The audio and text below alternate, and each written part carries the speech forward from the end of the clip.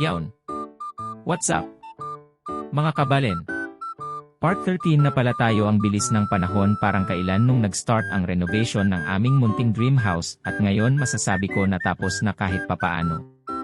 After ng house blessing at birthday ng aking nanay is sunod naman ang family outing naman. Full schedule tayo last March.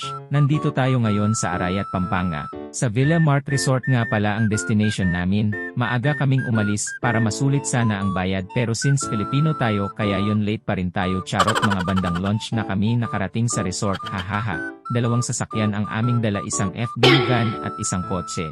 Pero kahit late tayo nakarating, ang importante is safe lahat at naging successful at nag-enjoy ang lahat. Nag-swimming kami dahil in advance ang birthday celebration ng aking tita, kaya nag-set ng outing at kasabay na din ng family bonding. Day tour lang ang aming kinuha dahil meron pang trabaho kinabukasan, at yung sasakyan is nirentahan lang namin since wala pang may sasakyan sa amin.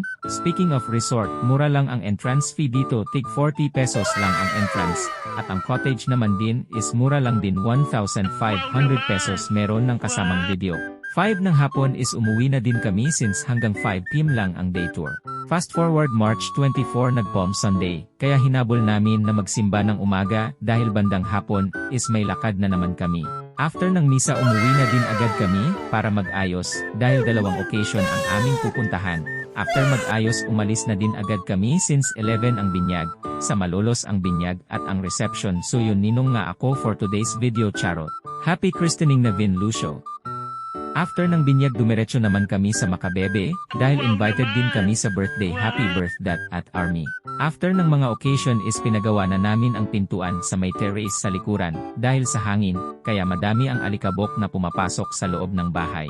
Aluminum door din ang aking pinagawa katulad ng mga pintuan sa banyo, dahil tuwing tag-ulan umaabot ang tubig ulan sa may pintuan ng terrace lalo na kapag malakas. Color white din ang pintuan para lahat ay magkakapareho at magandang tignan maliban sa may front ng bahay.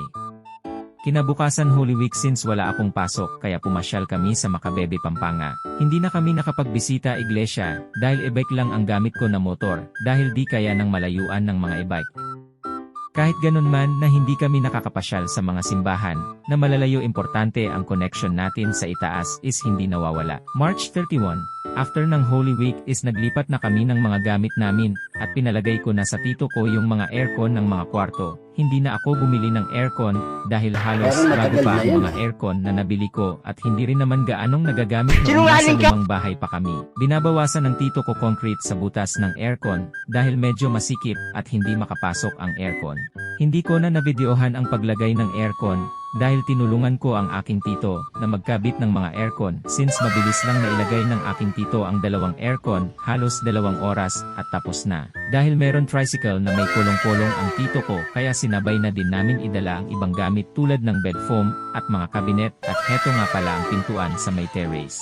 After may lagay ang mga aircon, sinunod naman namin ilipat ang aming refrigerator. Medyo nahirap lang ng konti ilipat ang refrigerator dahil masikip ang daanan sa lumang bahay at kinailangan na 4 na katao ang magtulong-tulong upang meron ng galalay para hindi mahulog at ma-outbalance ang mga nagbubuhat. Tinanggal ang lahat ng laman ng refrigerator para hindi ito dumagdag sa bigat dahil kahit wala itong laman is mabigat pa din siya. Hindi pa kami tapos maglipat at mag-ayos ng bahay dahil marami pa ang kailangan ilipat at hindi naman din kaya ng isang araw ang lipat ang lahat ng gamit. Although malapit lang naman siya sa bagong bahay, pinalipat ko lang muna ang mga kailangan at sa ibang araw na lang namin ulit ililipat ang mga ibang gamit. After ilipat ang mga gamit na kakailangan namin dito sa bagong bahay is pinastop ko na muna dahil aalis kami ng after lunch at pupunta kami sa aking tita dahil fiesta sa kanila kami ay makikikain. Charot. Successful naman ang paglipat ng mga gamit at bandang lunch nga is pumunta na kami sa tita ko sa Minalin, Pampanga. Yun, nakarating na kami sa bahay ng tita ko ng lunch at nagbonding lang kami saglit ng aking mga pinsan.